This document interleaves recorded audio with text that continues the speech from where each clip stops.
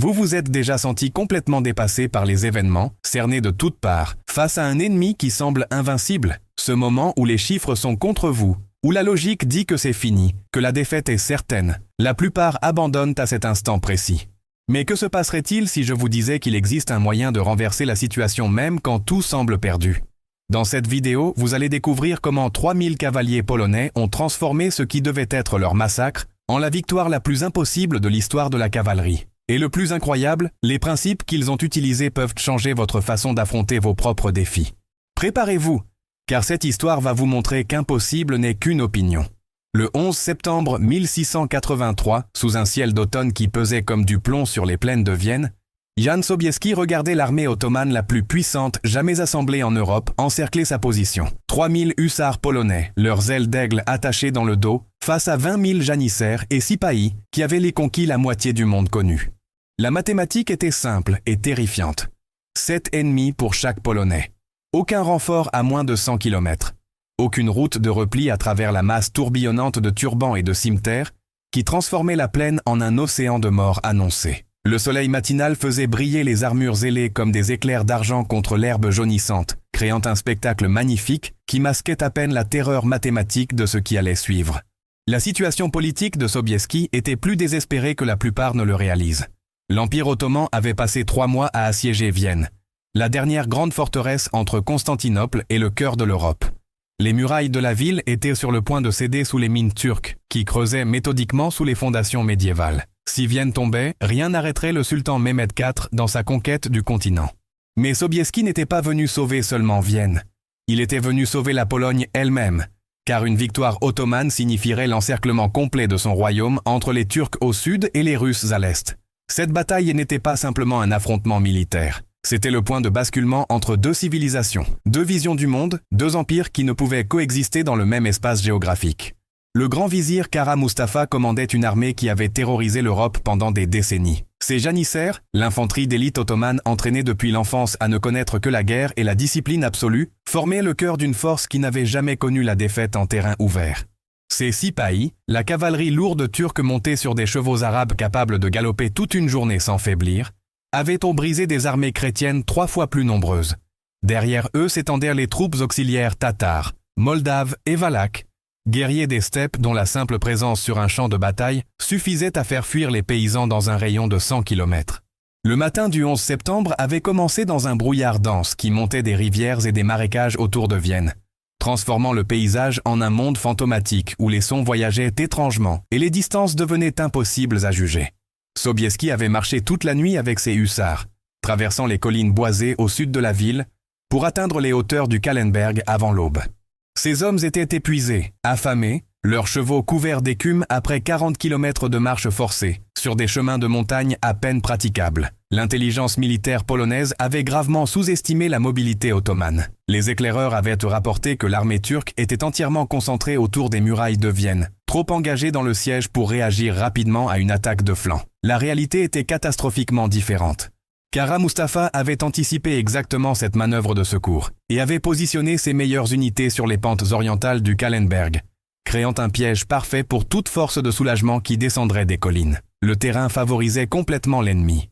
Contrairement aux vastes plaines polonaises où la cavalerie lourde pouvait manœuvrer librement, les pentes boisées du Kahlenberg offraient d'innombrables positions défensives, où l'infanterie ottomane pouvait briser les charges de cavalerie avant qu'elles ne prennent leur élan. Voici ce que les chroniques ne racontent pas sur l'erreur tactique initiale de Sobieski.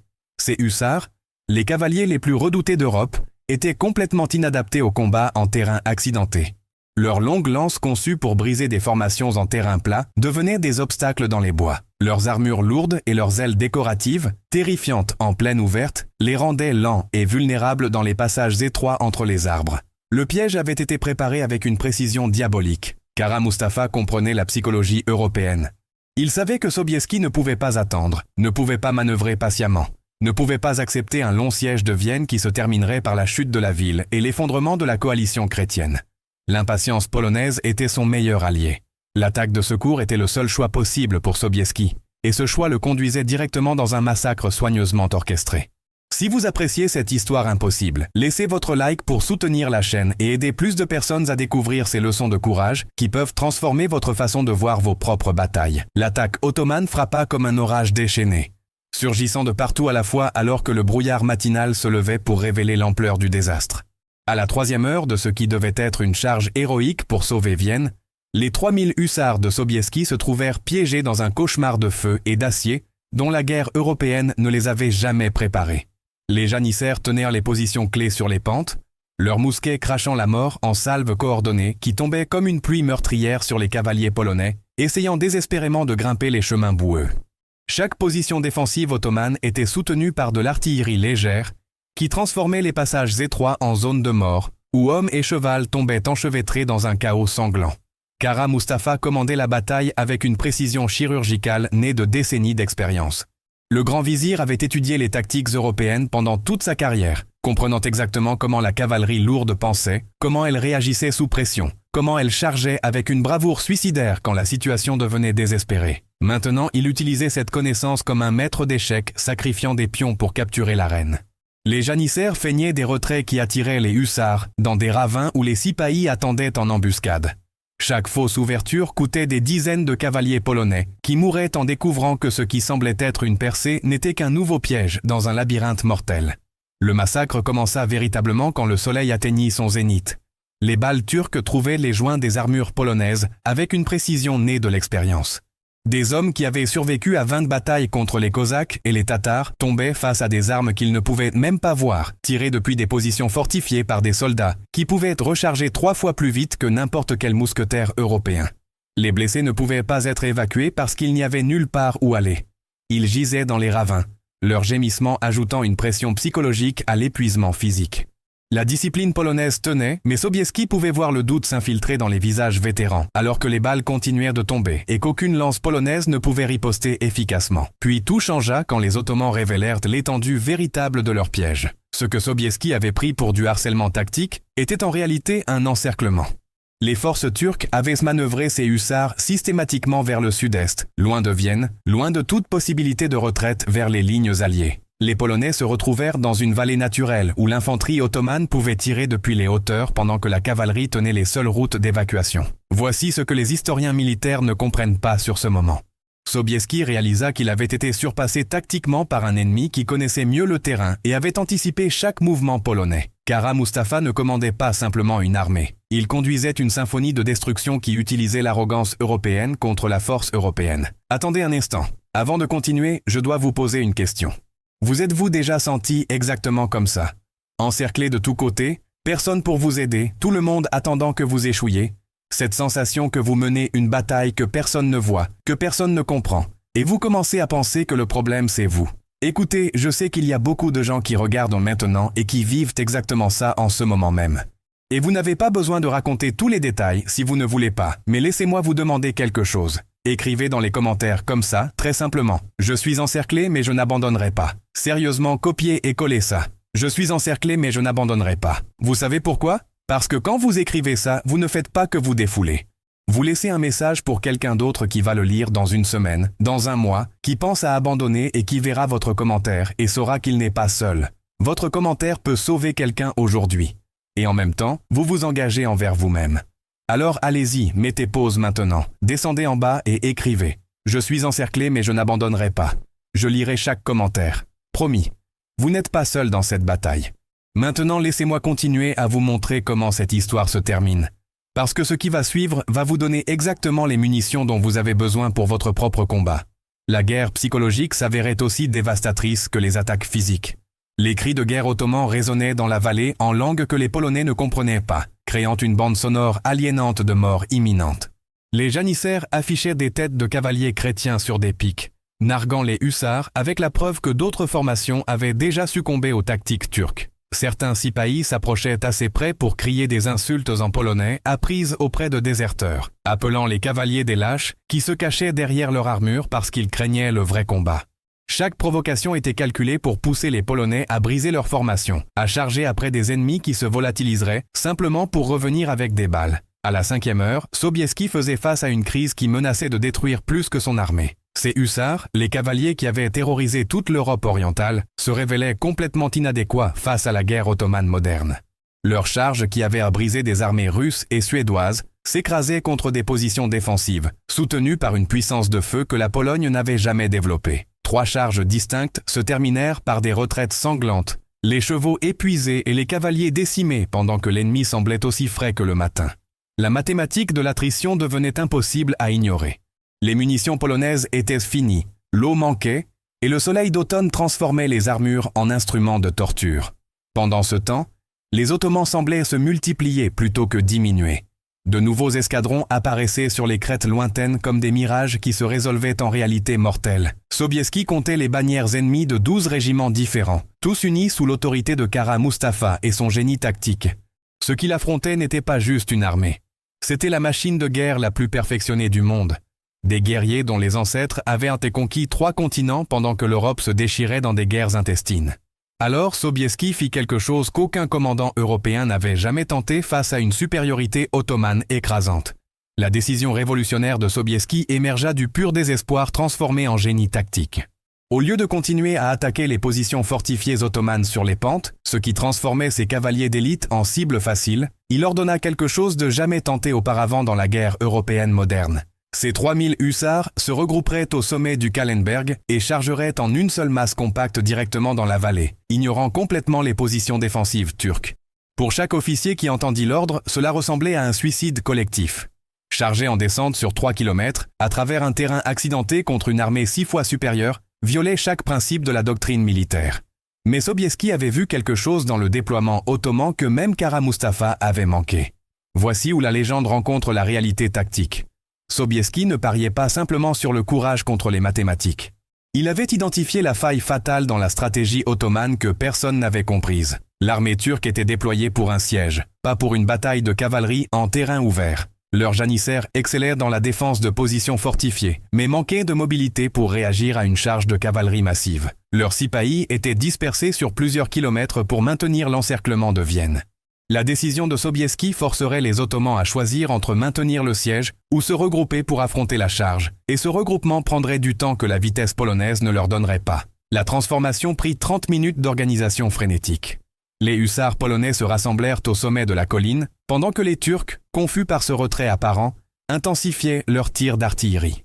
Des hommes tombaient alors qu'ils luttaient pour former la masse compacte que Sobieski exigeait. Les janissaires pressèrent leur avantage, sentant la confusion polonaise, envoyant salve après salve contre ce qui semblait être une armée en pleine désintégration.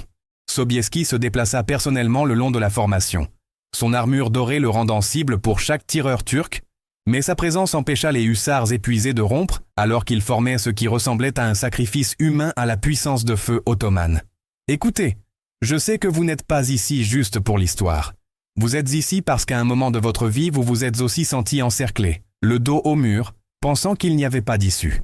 Et savez-vous ce que j'ai appris en étudiant ces batailles? Que les plus grands leaders de l'histoire n'ont pas gagné parce qu'ils étaient plus forts ou avaient plus de ressources. Ils ont gagné parce qu'ils ont trouvé un moyen quand tout le monde disait qu'il n'y avait pas de moyen. Si vous voulez continuer à recevoir ces histoires qui vous montrent que renverser la situation est possible, qui vous inspirent à trouver votre propre stratégie quand tout semble perdu, abonnez-vous à la chaîne. Chaque semaine, j'apporte des histoires réelles, de personnes qui ont transformé une défaite certaine en victoire impossible. Et écoutez, ce n'est pas juste de l'histoire, c'est des munitions mentales pour vos propres défis. Vous n'êtes pas seul dans ce combat. Appuyez sur le bouton rouge en bas et venez rejoindre cette communauté de personnes qui croient qu'impossible n'est qu'une opinion. Le premier test arriva quand la charge commença. 3000 cavaliers ailés se lancèrent dans la pente comme une avalanche d'acier et de fureur, leurs lances de 5 mètres pointées vers l'avant, le tonnerre de 12 000 sabots résonnant dans la vallée comme le jugement dernier. Le son que cette charge produisit fut décrit par les témoins comme si la terre elle-même hurlait. Les ailes des hussards créaient un sifflement surnaturel qui se mêlait aux cris de guerre polonais et au martèlement des sabots sur la terre sèche. Les janissaires qui tenaient les positions intermédiaires tirèrent salve après salve dans la masse qui descendait. Mais pour la première fois de la journée, leurs balles semblaient inefficaces. La vitesse et la masse de la charge transformaient les cavaliers individuels en une force irrésistible, où la perte de quelques dizaines d'hommes ne ralentissait pas l'élan collectif. Les sipahis turcs, qui avaient terrorisé les Polonais toute la matinée, se retrouvèrent soudain face à un mur d'acier lancé à pleine vitesse qui ne pouvait pas être arrêté par des tactiques d'escarmouche. La charge atteignit les lignes ottomanes avec un impact qui fut entendu jusqu'à Vienne. Les lances polonaises de 5 mètres traversaient 2 ou 3 hommes à la fois. Les chevaux entraînés pour la charge percutèrent les formations d'infanterie comme des béliers vivants. Le massacre dans ce premier contact dura moins de 5 minutes, mais transforma complètement la bataille. Les janissaires qui avaient tenu leur position toute la journée se retrouvèrent soudain en combat rapproché contre des cavaliers lourdement armés, pour lesquels ils n'étaient pas équipés. Le son du fer contre la chair résonnait alors que la discipline polonaise rencontrait le désespoir ottoman, dans un combat qui ne favorisait ni le courage ni les tactiques, mais la pure sauvagerie de la mêlée. 500 janissaires moururent dans ce premier choc, leur corps marquant le point où la confiance ottomane rencontra la rage polonaise. Mais le coup de maître tactique de Sobieski allait au-delà de cette seule percée. La charge créa un effet de cascade que personne n'avait anticipé. Alors que les hussards brisaient la première ligne ottomane, leur élan ne diminua pas. Au contraire, la pente vers le bas accéléra leur charge, transformant 3000 cavaliers en un ouragan de mort qui balayait tout sur son passage. Les positions défensives turques, soigneusement préparées, devinrent des pièges pour leurs propres défenseurs qui ne pouvaient pas se replier assez vite devant la charge qui accélérait. Formation après formation ottomane se désintégra non pas par manque de courage, mais par impossibilité physique de résister à une force qui gagnait de la vitesse à chaque seconde. Le moment décisif arriva quand la charge polonaise percuta directement le quartier général de campagne de Kara Mustafa. Le grand vizir, qui avait passé la matinée à orchestrer méthodiquement la destruction des Polonais, se retrouva soudain à fuir pour sa vie alors que des cavaliers ailés massacrèrent sa garde personnelle. L'impact psychologique de voir leur commandant suprême en fuite se propagea à travers les rangs ottomans plus vite qu'aucun messager ne pouvait courir. En l'espace de 15 minutes, une armée de 21 000 hommes qui avait dominé le champ de bataille toute la journée commença à s'effondrer non pas par défaite militaire, mais par effondrement moral. Des guerriers qui avaient été à un doigt de conquérir Vienne virent soudain leur commandement décapité et leur formation brisée par une force qui aurait dû être anéantie des heures auparavant. Le carnage qui suivit transforma une victoire tactique en route complète.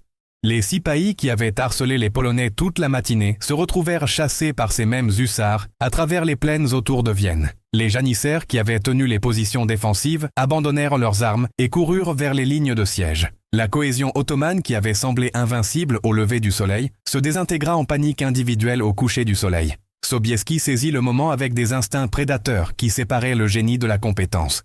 Au lieu de célébrer la survie, il ordonna une poursuite immédiate. Les centuries polonaises qui s'étaient battues désespérément pour leur vie se retrouvèrent soudain à chasser des ennemis qui les avaient terrorisés toute la matinée. La poursuite dura jusqu'à ce que le soleil autrichien touche l'horizon occidental, transformant la victoire défensive de Sobieski en un massacre qui résonnerait à travers l'histoire militaire. Les hussards polonais, galvanisés par leur survie impossible, chassèrent les Ottomans en fuite sur 15 km de terrain qui avait favorisé les Turcs toute la matinée, mais devint maintenant un piège pour des guerriers trop paniqués pour utiliser leur mobilité efficacement. Le renversement mathématique était stupéfiant. Au coucher du soleil, les 3000 hommes de Sobieski avaient tué près de 8000 soldats ottomans, tout en perdant moins de 400 des leurs. Les corps jonchaient la vallée et les collines environnantes comme des pierres sombres dispersées sur l'herbe jaunie, marquant le chemin d'une déroute si complète que les témoins peinaient à croire ce qu'ils avaient vu. Les conséquences immédiates révélèrent l'ampleur véritable de la révolution tactique de Sobieski. Kara Mustafa lui-même échappa de justesse à la capture, abandonnant son poste de commandement quand il devint clair que la résistance organisée s'était effondrée en fuite individuelle. Son plan de bataille soigneusement coordonné, des mois de préparation, s'était désintégré en moins d'une heure, une fois que la discipline polonaise rencontra le choc ottoman dans un terrain qui neutralisait les avantages défensifs. Parmi les morts ennemis gisaient des commandants de 8 régiments différents, leurs armes ornées et leurs armures témoignant de la coalition politique que Sobieski avait brisée en même temps que leur formation militaire. L'équipement capturé révélait l'ampleur de la préparation ottomane et la magnitude de leur défaite. Les quartiers-maîtres polonais cataloguèrent des milliers de mousquets, de cimetères et de lances abandonnées dans la déroute. Plus important encore, ils récupérèrent les documents de renseignement qui exposaient toute l'étendue de la stratégie ottomane. Les lettres de Constantinople détaillaient la coordination avec les forces tatares pour une invasion simultanée de la Pologne, tandis que la correspondance de Kara Mustafa révélait des opérations navales planifiées en Méditerranée. La victoire au Kahlenberg avait perturbé plus qu'une seule bataille. Elle avait brisé une stratégie globale conçue pour détruire la chrétienté européenne à travers une pression coordonnée depuis multiples directions. Laissez dans les commentaires quel moment de cette bataille vous a le plus marqué et comment vous allez appliquer ces leçons à vos propres défis. Construisons ensemble cette communauté de guerriers qui refusent d'abandonner. La victoire au Kahlenberg transforma la campagne ottomane d'expansion conquérante en retraite catastrophique. Dans les 6 semaines qui suivirent la bataille, l'Empire ottoman perdit tous les territoires conquis en 2 ans de campagne. Budapest fut reprise après un siège de 3 jours quand les janissaires refusèrent de défendre les murailles contre une armée commandée par celui qui avait détruit 20 000 de leurs camarades en une après-midi. Belgrade ouvrit ses portes sans résistance quand ses défenseurs apprirent que Sobieski avait développé des méthodes pour vaincre des forces supérieures en nombre à travers la vitesse et l'audace. L'impact psychologique d'un seul après-midi de combat se propagea à travers les Balkans comme des ondes sismiques, brisant des alliances que Constantinople avait mis des décennies à forger. Les innovations tactiques nées au Kahlenberg devinrent doctrine standard de cavalerie dans toute l'Europe en une génération. Les académies militaires étudiaient comment Sobieski avait utilisé le terrain et la vitesse pour transformer un désavantage numérique en avantage tactique. Les officiers d'état-major analysaient comment une charge massive pouvait neutraliser des avantages défensifs quand exécutée avec une audace calculée. Plus important encore, les commandants européens apprirent que la flexibilité tactique pouvait surmonter les désavantages mathématiques quand le désespoir était transformé en agression méthodique. La charge des hussards zélés apparut dans des batailles subséquentes à travers l'Europe orientale, prouvant que l'innovation née de la crise pouvait devenir doctrine systématique. Le 11 septembre 1683, Jan Sobieski regarda 3000 cavaliers polonais prouver que l'impossibilité mathématique cède au génie tactique, quand le désespoir est transformé en audace calculée, démontrant ainsi que les plus grandes victoires émergent non pas de nombres supérieurs, mais d'une pensée supérieure appliquée sous une pression qui briserait des hommes ordinaires.